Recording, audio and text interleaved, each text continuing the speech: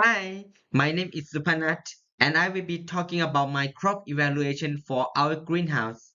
So let us begin. But before that, I want to show you something. Before I move on of how we manage our greenhouse, let me show you the transformation of our humble greenhouse. Alright, so this is our before image of our greenhouse. As you can see, we don't really have much plants right now. But don't worry, I'll show you the next slide. Ta-da! This is our image of our greenhouse now. Looks very pretty, right? I have more photos to share with you in the next slide. And here are more plants. See, there's even the peach color poinsettias and some daisies, many other beautiful plants here. But don't worry, I will cover all the plants in the greenhouse later. But for now, just enjoy the image and I will talk about what we do in the greenhouse in the next slide. So, what we do in the greenhouse is we have weekly plant maintenance for around two times or more a week. For me, sometimes I come on Friday or Saturday to take care of the greenhouse as well. And also depends on my friend's schedule. So our schedules are a bit different, but we all work together with my professor and my TA to make our greenhouse a beautiful place in the end. And also, not only that, we learn how to mix our own fertilizer, which at first I was a bit scared because I worry about chemical burns on the plant. But after I learned how to do it, it was actually pretty simple. And moving on, we also do the height and width measurement as well as pH and EC measurement as well to check whether the conditions are right for the plants or whether the height and width of the plants are up to standard. And not only that, if the plant's overgrown or if there's too many dead flowers, we do some deadheading and plant pruning when necessary, which happens to some of the plants like Zinnia, ice plant, Chester daisy, and most of the flowering plants, as well as some poinsettia, but not as much. Then, after we did this, we have our own plant cells. Exciting, isn't it? Also, we have two plant sales, which one takes place in September, which is succulent plant sale, and the other is on November. So I know most of the times I've been talking about what we do in the greenhouse, but I also want to share something that helps with our plants as well. So let me first talk about irrigation system. Most of the time, there are the watering system are being automated, which means that we don't really have to go and manually water the plants most of the time unless necessary. So we got two systems, which is drip irrigation here and overhead irrigation. Drip irrigation takes place in most of the bench from bench 1 to 7, whereas overhead irrigation is only at bench 8. But if the watering system didn't really work well, which sometimes it happens, we do hand watering, which is not as ideal compared to the other two, but it is a lifesaver because some of the plants didn't really receive enough from water from these two systems. All right, from the previous slides, I show you the irrigation system in our greenhouse, right? So this is a machine that controls the drip irrigation system and the overhead irrigation system. Well, it's pretty simple. We just have to make sure whether to set it to manual or automatic, which we do it for automatic and water every day. And it's pretty straightforward way to do it. So just a tip of the fingers and you can control it. All right, enough of irrigation system. I will talk about how we mix our fertilizers. So basically, we got two dosatron machines. One is at the poinsettia side, and the other is near the bench 8 side, which are mostly flowering plants like Gazania, Gerbera, and Dantas. So what kind of fertilizer do we use? We use 15-5-20 Jack's nutrients fed eggs, which is suitable for poinsettia very much. And not only that, the injector ratio for poinsettia is 1 to 50, which basically we use 2% of the fertilizer solution to mix with the normal water, which just now I mentioned about irrigation system, right? That machine will send the pipe through this dosatron, and the solution will be mixed with the water to form a fertilizer solution for the plants. So, and for other plants is 1 to 100, which is 1%.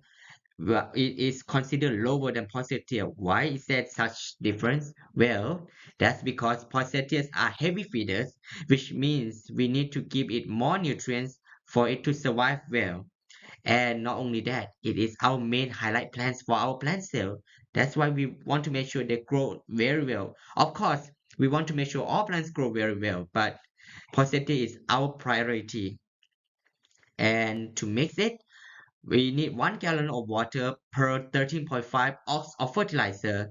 Since one packet contains 5 gallons of water, we basically need to make sure we mix 67.5 ounce of fertilizers in one bucket.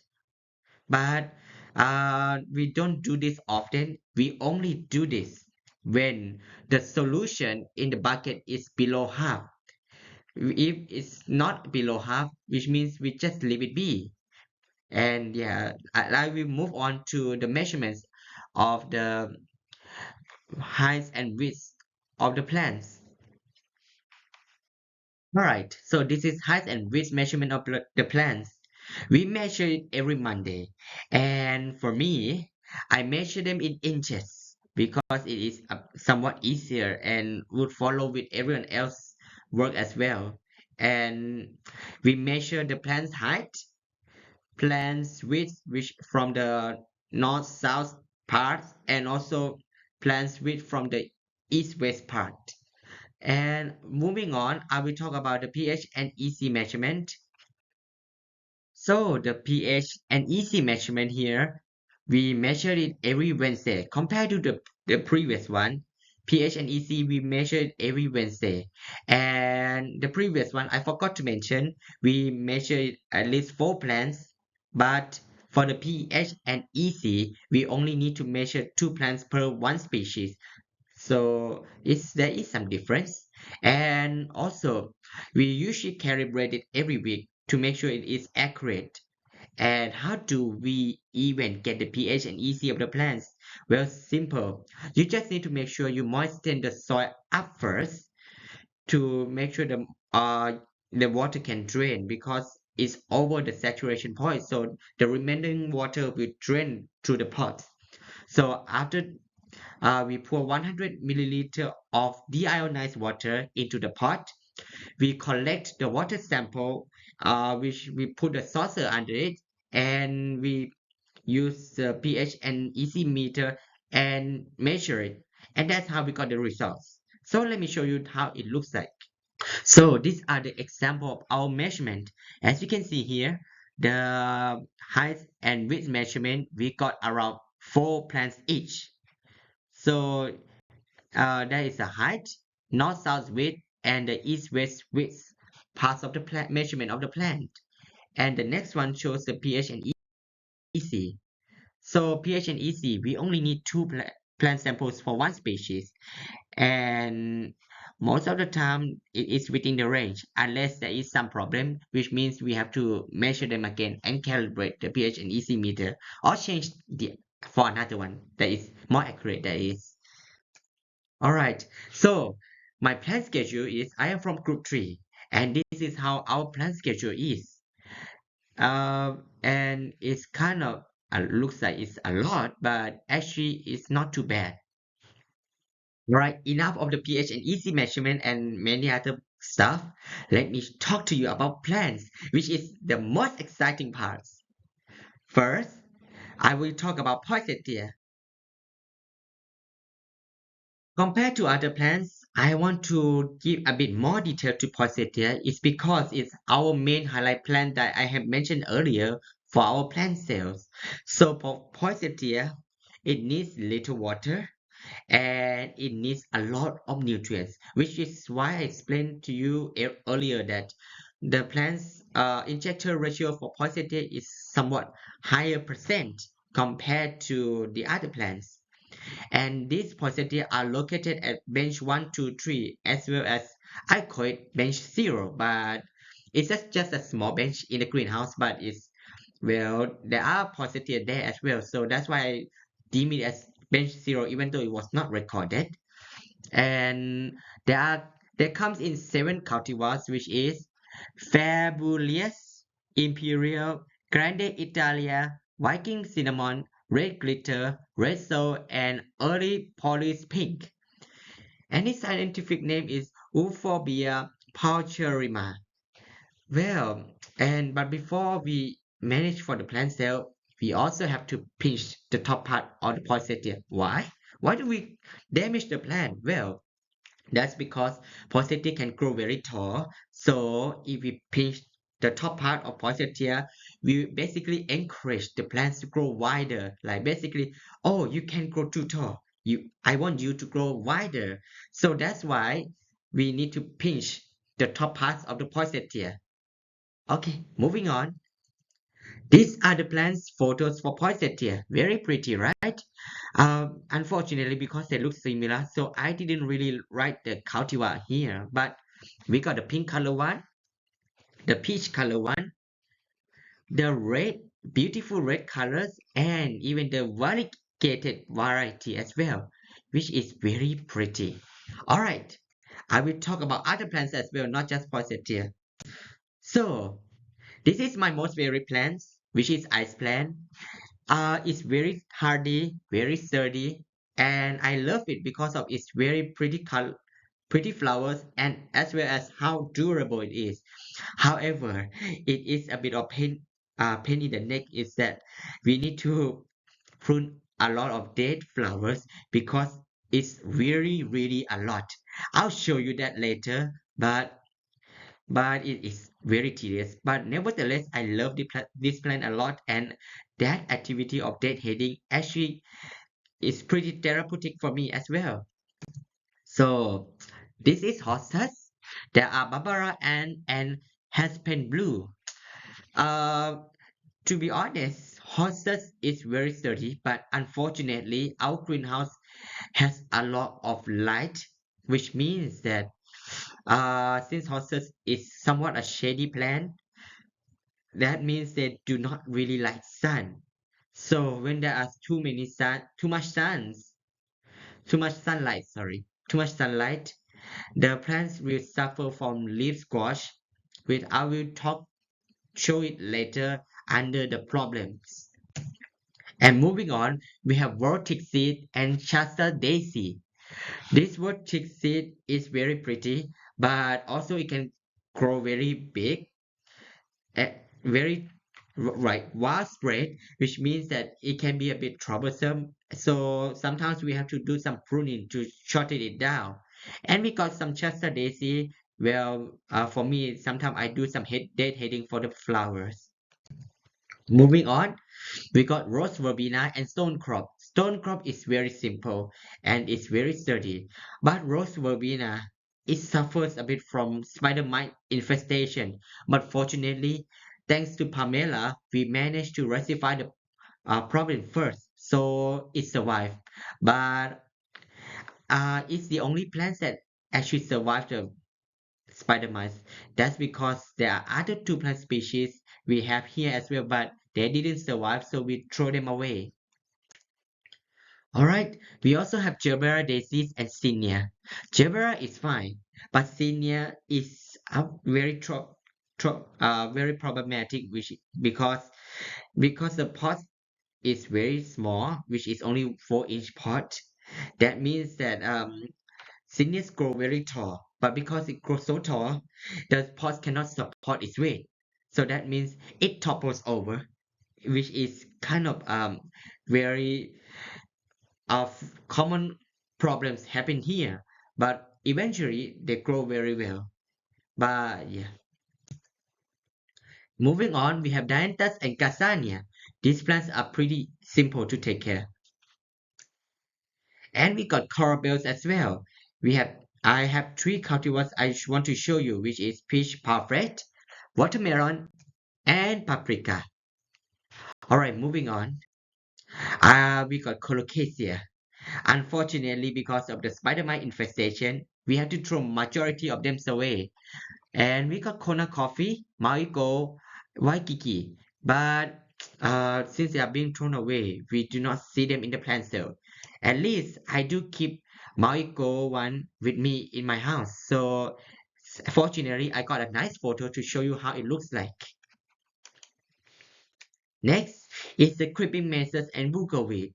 Creeping mazes, just like colocasia, suffer from spider mite infestation, and also like colocasia, we have to throw them away because it cannot really be salvaged like the rose verbena. So that's why we throw them away, and we didn't see them in the plant sale. And next to it is buckwheat. Buckwheat is very simple and very pretty plants. And lastly, we got lantern rose. Unlike other plants that I have shown earlier, lantern rose are not being grown in greenhouse, but we get them from James Greenhouse for our plant sales. Alright, so like I mentioned a bit earlier, there are some problems spotted in the greenhouse. So apart from zinnias overgrowing and fail like domino, spider mites infestation, uh, horses suffer from leaf scorch, and there are other problems as well. Firstly, the overhead irrigation, I feel that it's not really suitable. Why? Because it was installed in bench 8, but not all plants are being fully watered. That's because the foliage of the leaves are very big. So when the irrigation system is watering the plants, the leaves block the water from entering into the soil, which causes the plants to wilt because the soil is getting dry. So that is where hand watering comes in, which is why I say that it's very important to at least have some hand watering system. And not only that, we also suffer from some problem regarding poisetias because that time there is some problem is that someone accidentally adjusts the injector ratio to 1 to 100 instead of 1 to 50, which causes the poisetias leaves to turn a bit yellow. But fortunately, Professor spotted, so he tell us to he and everyone rectify the problems before it goes bad. So that's why we still got a very beautiful poinsettias. And also another problem is there was one pot we didn't observe well enough that there are no holes in the pots.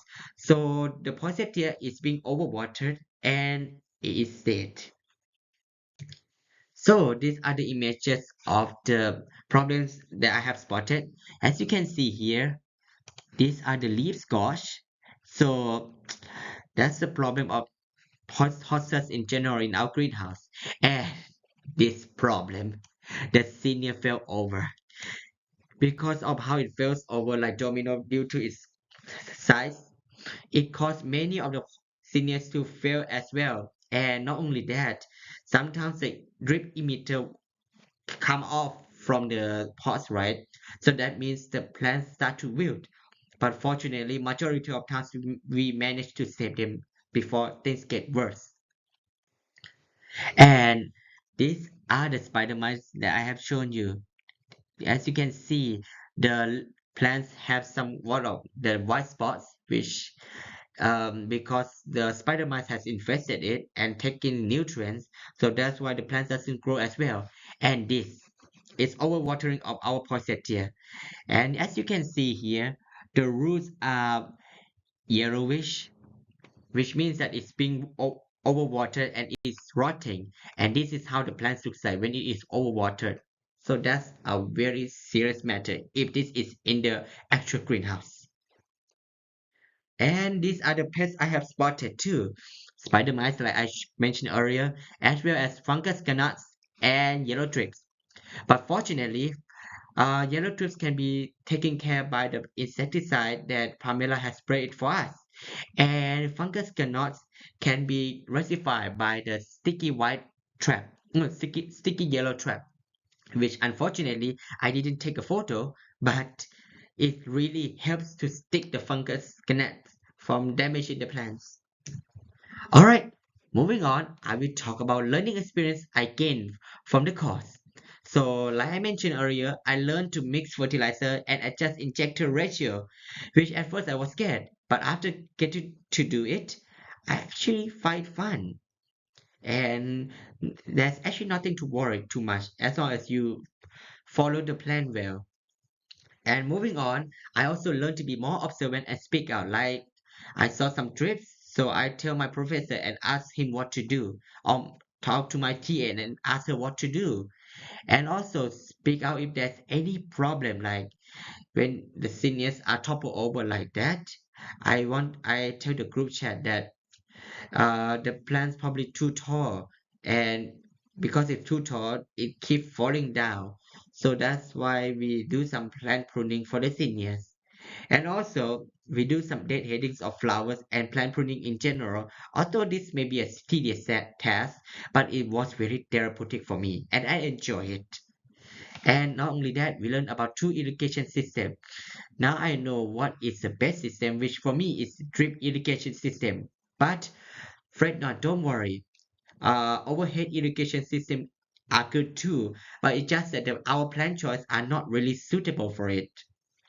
And not only that, we have a field trip to James' greenhouse, which I get to learn more about how greenhouse management really works. And we also have the plant sales for succulent plant sales, which I have mentioned earlier on September, and November plant sales, which are mostly the poinsettia and other plants we have grown in the greenhouse.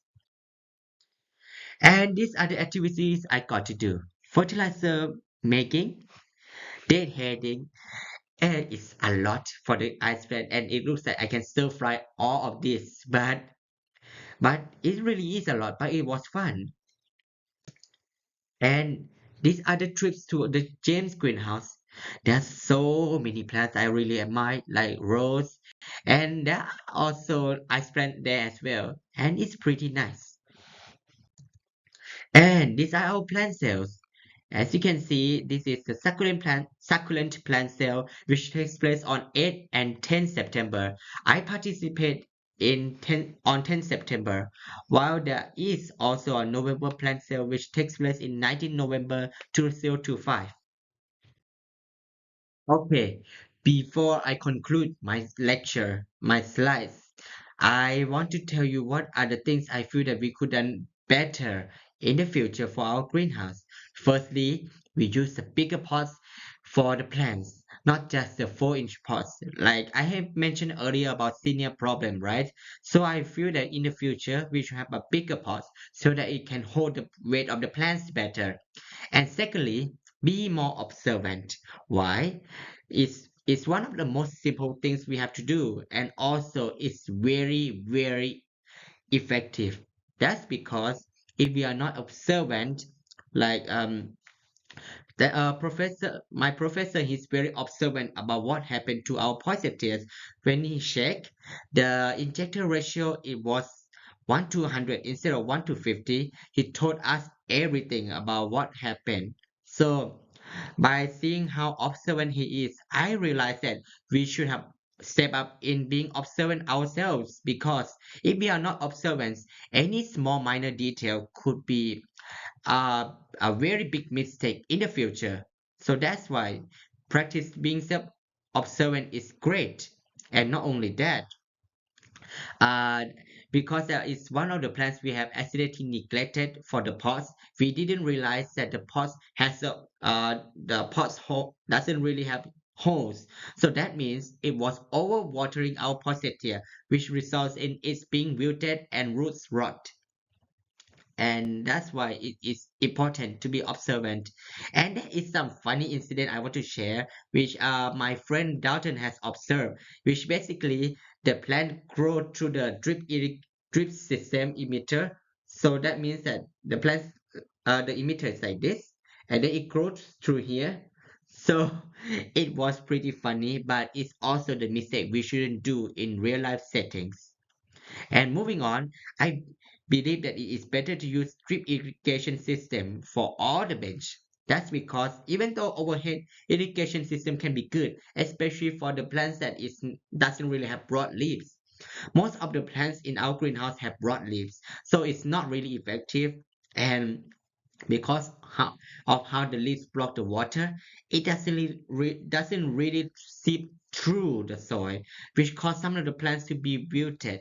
That's why hand watering is important. And next is better data recording. Why did I say that?